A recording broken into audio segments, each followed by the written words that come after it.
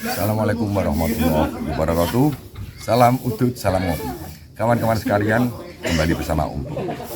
Saat ini Om Bob masih berada di Kota Gede dalam rangka telusur sejarah, khususnya menelusuri sesepuh-sepuh dan pendiri Wangsa Mataram atau Traselo.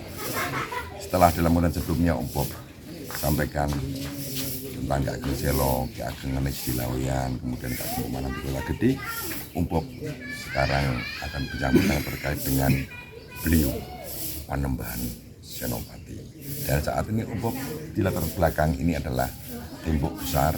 Di balik tembok itu adalah makam daripada sesepuh-sepuh dan raja pertama Mataram. Di situ dimakamkan ada Nyai Ageng Ngenes, ada Ki Juru Mertani, ada beliau Ki Ageng Mataram atau Ki Ageng Pemanahan, Wong Agung Mataram. Di situ ada Panembahan Senopati, di situ ada Anyokrowati, ada Raja Anyokrowati, Raja kedua Mataram, juga ada Hamengkubuwono kedua kalau nggak salah. Di situ juga ada adik-adik daripada Panembahan Senopati, ada Pangeran Gagabane, kemudian istri-istri daripada Panembahan Senopati, ada Nyai Adisoro, kemudian ada Ratu Retno Gumilah juga dari situ, dan juga ada Ki Ageng Mangir juga di situ. Baik kawan-kawan sekalian, Om Bob akan bercerita sekilas tentang beliau Panembahan Senopati. Sudah banyak konten dan literatur tentang Panembahan Senopati. Namun Om Bob karena berada di Kota Gede ini sekaligus ngiras-ngirus, Om Bob akan menyampaikan sekilas tentang beliau Panembahan Senopati. Panembahan Senopati adalah putra sulung daripada Ki Ageng Pemanahan. Ibu dari Ki Ageng dari Panembahan Senopati itu adalah Nyai Sabinah. Nyai Sabinah ini adalah adik dari Ki Juru Mertani. Adik Ki Juru Mertani. Berarti Ki Ageng Pemanahan itu adalah IP dengan Ki Juru Mertani. Sementara Ki Juru Mertani sendiri adalah putra Ki Ageng Pekiringan. Ki Ageng Pekiringan itu menikah dengan putrinya Ki Ageng Selo. Ya, terus jadi kakak daripada Ki Ageng Ngenes ini, Nyai Ageng Sobo itu menikah dengan Ki Ageng Pekiringan, lahir Ki Juru Mertani dan Nyai Sabinah. Kemudian Nyai Sabinah ini kawin dengan cucu daripada Ki Ageng Selo. Di mubeng ya kawan-kawan sekalian. Singkatnya, nama kecil daripada Panembahan Senopati adalah Bagus Sarbuk. Kemudian singkatnya beliau angkat anak angkat oleh Adipati Pajang yaitu Hadiwijoyo. Kemudian diberi nama Ngabei Loring Pasar karena tinggal di lornya pasar di Pajang sana, dan namanya adalah Danang Sutowijoyo. Danang Sutowijoyo adalah pemberian nama dari Sultan Hadiwijoyo. Ini mungkin namanya adalah nunggak semi dari gurunya Hadiwijoyo yaitu Ki Ageng Majesto Sutowijoyo. Singkatnya kawan-kawan sekalian, setelah seluruh rombongan daripada Ki Ageng Pemanahan ini pindah ke Alas Mentawai tahun 1561 itu beliau berada di sini.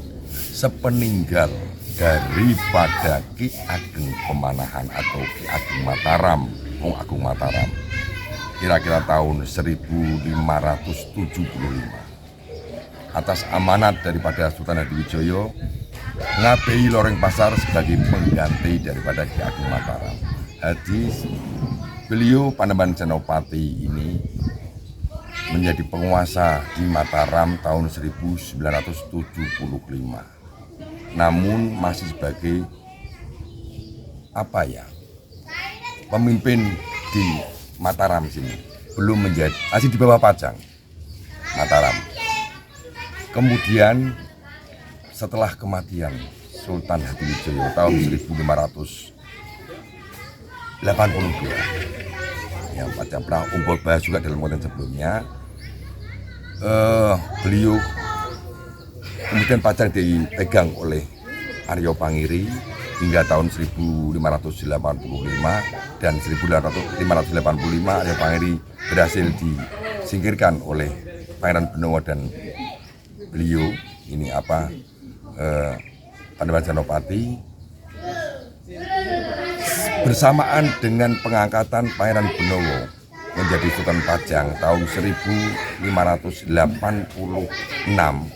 Sepulang dari Pajang, Panembahan Senopati menobatkan dirinya menjadi Raja Mataram pertama.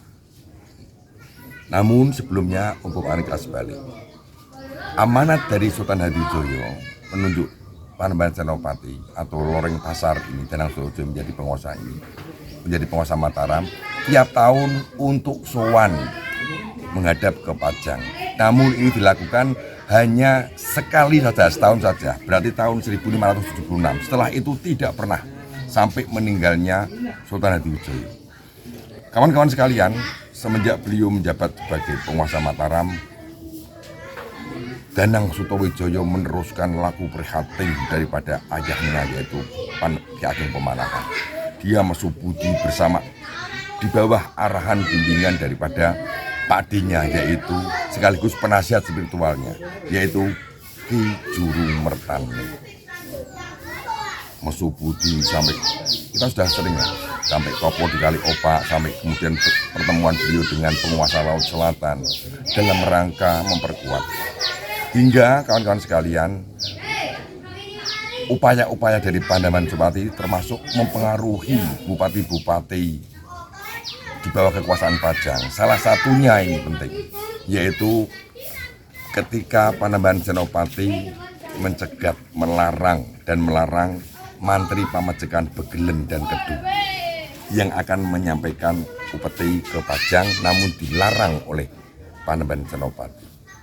Satu itu. Yang kedua, ada kasus beli atau kasus pembuka persetujuan antara Pajang dengan Mataram, sehingga ini dianggap Panembahan Senopati mbalelo, yaitu ketika Panembahan Senopati membebaskan adik iparnya, di mana adik iparnya ini adalah salah satu kepala intelijen Pajang, yaitu Tumenggung Mayang dari pembuangannya di Semarang. Ini menjadi pemicu kemudian Sultan Hadijoyo meluruk ke Mataram untuk menghancurkan Mataram, namun nggak jadi karena di Prambanan rombongan Pajang kembali ke Pajang hingga meninggalnya Sultan Hadijoyo.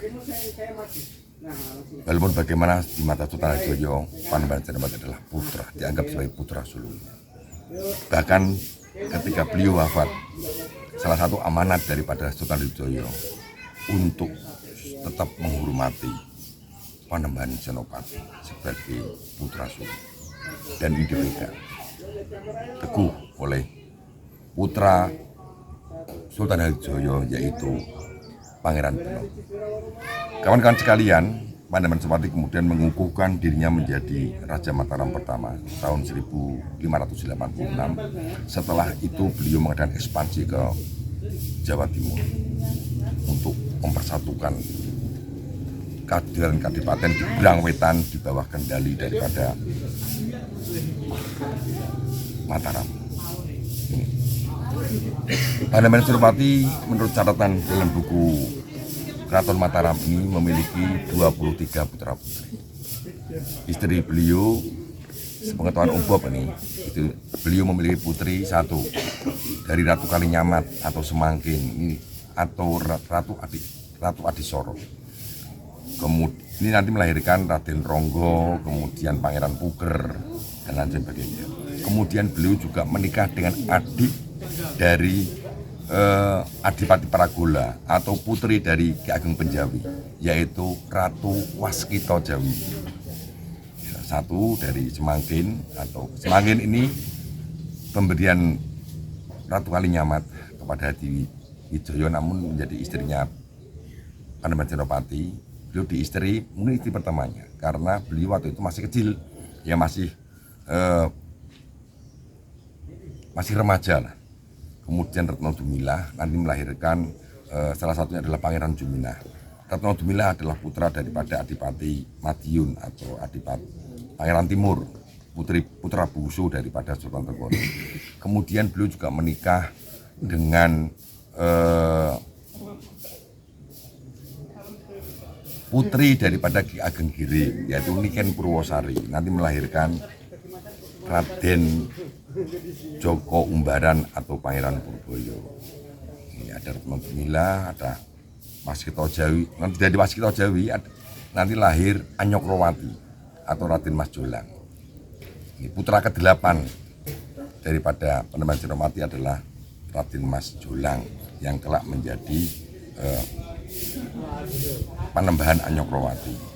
Beliau juga menikah dengan putri dari Kajoran, nanti melahirkan Pangeran Joyorogo dan Raden Ayu Wongso Cipto. Itu putri-putri daripada istri-istri daripada Panembahan Senopati. Dan Panembahan Senopati juga berbesanan dengan Pangeran Benowo. Pangeran Benowo punya putri namanya Dyah Banowati, dikawinkan dengan putra daripada Panembahan Senopati yang nomor 8, yaitu Jolang tadi itu. Kawin ketika menjadi raja, menggantikan rajanya bergelar Anyokrowati, dan Dyah Banowati putri dari Panembahan Benowo bergelar Kanjeng Ratu Adi. Dari perkawinan ini nanti lahirlah raja terbesar Mataram, yaitu Raden Mas Jatmiko atau Raden Mas Rangsang yang kelak menjadi Sultan Agung Hanyokrokusumo. Beliau Panembahan Senopati ini berarti semenjak beliau menobatkan dirinya menjadi Raja Mataram tahun 1586 sampai dengan sedo beliau tahun 1601. Dan tembok ini adalah saksinya. Tembok ini yang membangun adalah Panembahan Senopati. Dulu belum ada tembok. Tembok Mataram di Kota Gede ini. Ini tembok itu dari bata putih. Dalam sejarah disebutkan yang membangun tembok keliling Kota Gede itu adalah di era Panembahan Senopati. Yang membuat tembok di bawah pengawasan seorang arsitek, yaitu Senopati Kediri. Ini Senopati Kediri yang membangun bata-bata putih. Di atas kelihatan kawan-kawan sekalian. Itu milik beliau sedo di Kajenar tahun 1601. Beliau adalah pendiri, peletak dasar daripada Terah Mataram. Dan dalam amanat beliau, wasiat beliau sebelum meninggal, salah satunya sama seperti amanatnya Ageng Pemanahan, menunjuk penggantinya dan untuk saling bahu-membahu, saling melindungi terah daripada Selo. Itulah sekilas kawan-kawan sekalian tentang beliau Panembahan Senopati, Wong Agung penerus daripada Trah Selo, termasuk Wong Agung Mataram. Dengan laku prihatin dan mesu budi yang luar biasa menjadi pondasi awal kerajaan Mataram Islam Mataram. Dan ini Kota Gede ini nanti Anyokrowati, Panembahan Anyokrowati masih dari Kota Gede. Setelah Anyokrowati yaitu Sultan Agung nanti pindah ke Kerta. Kemudian pindah ke Pleret, ke Kartosuro, kemudian pindah ke Solo, Surakarta nanti pecah setelah Giyanti ke Yogyakarta hingga ke Kadipaten Mangkunegaran. Nanti Ubub akan telusuri satu persatu. Insya Allah, semoga kita diberi kesehatan, umur panjang untuk menelusuri sejarah. Kawan-kawan sekalian, sekali lagi apa yang Ubub sampaikan hanya sekilas saja. Sebagai stimulan, mari kita belajar sejarah Jawa, agar kita tidak kehilangan identitas kita. Karena sejarah itu adalah identitas kita yang dibangun oleh pendahulu-pendahulu kita, orang-orang agung tanah Jawa. Demikian kawan-kawan sekalian, kurang lebihnya Ubub mohon maaf. Masih banyak yang harus dibahas, namun mengingat nanti durasi waktu, kemudian kan kawan-kawan bosan kalau terlalu lama Ubub menyampaikan ini. Silakan baca, banyak sekali literatur, banyak sekali. Jadi, mari kita belajar sejarah agar kita menjadi orang yang bijaksana dalam melangkah. Salam utut, salam ngopi, assalamualaikum warahmatullahi wabarakatuh.